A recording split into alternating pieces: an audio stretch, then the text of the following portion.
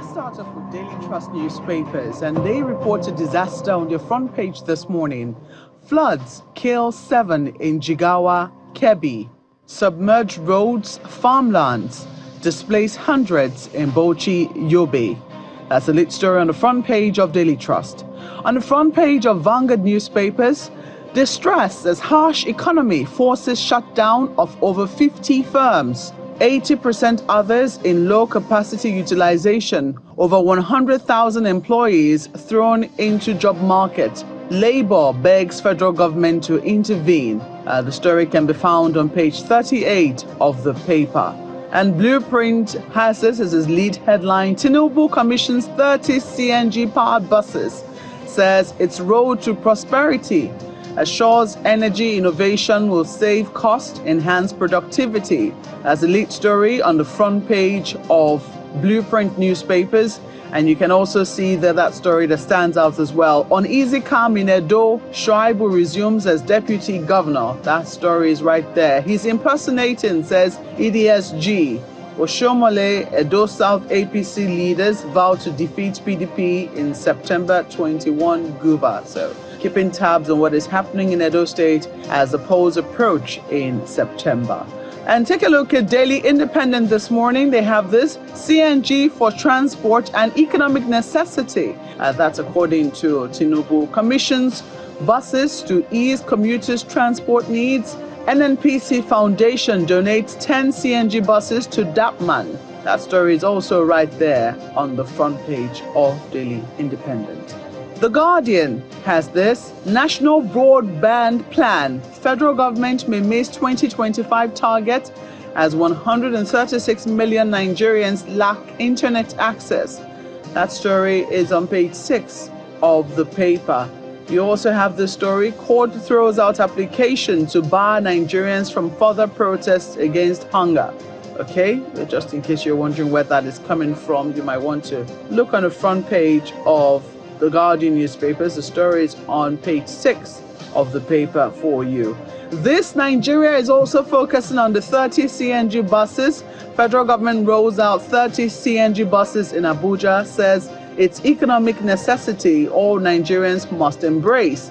Each bus to transport 100 persons daily with alternative to diesel usage. So that story is on page 4 of the paper. You also find an explanation from the Nigeria Police Force on why they struck at NLC building to fish out terrorists hiding there.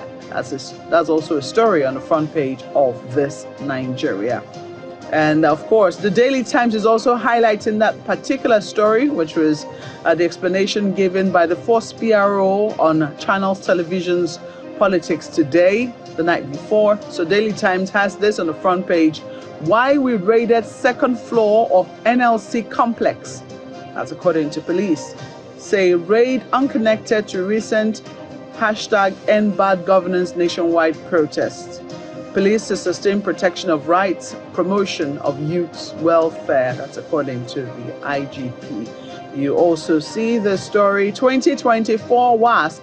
WAEC withholds 215,267 results over alleged malpractice.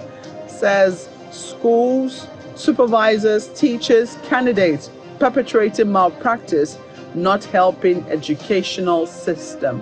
Or they can say that again. That's a front page of Daily Times.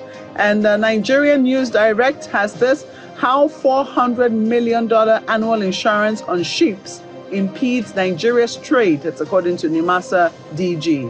Alleged sabotage by international cartel dumps initial plan for 50 billion naira floating dock. That story is there as well. Nigerian Tribune has this: how Nigeria walked into food crisis by experts.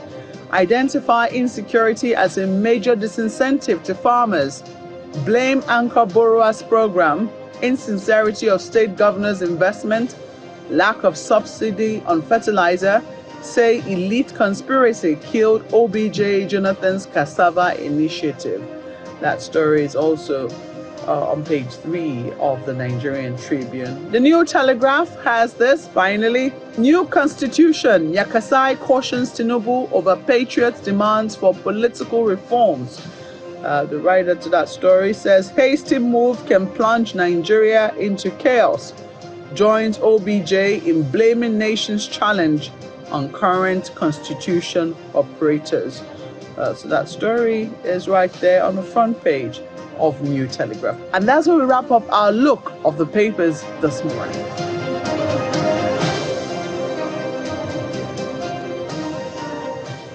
Or perhaps not totally wrapped up until you have had your say. So please speak to us using the handles Sunrise Daily at channelstv.com. That's, yes, Sunrise Daily at channelstv.com. You can send us a mail using that particular handle. You can also, tell us what you think. Which paper, which headline caught your fancy? I'm going to go through quite a few of them. Daily Trust has this, floods kill 7 in Jigawa, Kebbi. It's been pretty quiet here in Abuja. It looks like we're experiencing some sort of August break.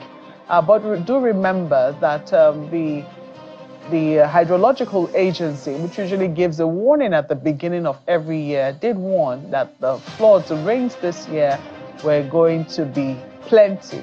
And it looks like Jigawa and Kebbi are feeling the impact of that. I think that people really need to be careful because it doesn't appear that the rainy season is over. I mean, there was some message going around. I do not know if you have received it, because sometimes it's very difficult to rely on what you receive on WhatsApp messages. But I think that the authorities can help us in that particular regard as to whether or not that particular message is true. That even though we're experiencing some sort of break right now, the deluge that could be coming could be far worse than what we have experienced so far. So we would like the authorities to, give us, to confirm that to us as well. But taking also a look at what we saw on the front page of Daily Times, it is cause for concern, examination malpractice, which seems to be, going on an increase. 2024 WASC, you look at the Daily Times newspaper, you see this 2024 WASC, WAEC withholds 215,267 results over alleged malpractice. Well, some people will say that it is alleged until it is confirmed. But nonetheless, if they have good reason for suspicion, then they certainly will withhold it. And I think that that's something that should give all of us concern, especially when schools, supervisors, and teachers are involved. And you have to ask, how do we then know the capacity of the students? Well, some people say exams are not the way you actually test whether children, that is debatable. If that's what we've chosen right now, then let's go by it. Let us make sure that our children are actually testing their capacity and seeing what it is that they can do for themselves by themselves. Well, I think that, that's certainly something to mull over as to how we can bring that down. I do know that there's technology also available, to help stem some of these things. But let us see how that eventually pans out if it is deployed in the rest of it. But that is where we will leave our look at the headlines today. As I did say, if anything catches your fancy, you can talk to us, send us a mail, sunrisedaily@channelstv.com, or you use our handle at X, Sunrise Daily Now, at Sunrise Daily Now on X. So that's where we leave it for our look at the dailies. We'll be going into what we have for you this morning. You already saw a bit of it on the front pages, something about Edo State. What is happening there? We did see the deputy governor, the former deputy, well, he is the current, it's unclear. I'm choosing my words very carefully, lest I be liable. But here we see Philip Shuaibu returning as deputy governor after he was reinstated by the court. The Edo State government saying no, they have gotten a stay of execution of that particular judgment, and they maintain that the current governor who is currently there, current deputy governor, is still the one who is there. So we'll see how that conversation goes. That's what we have for you this morning. Please stay tuned.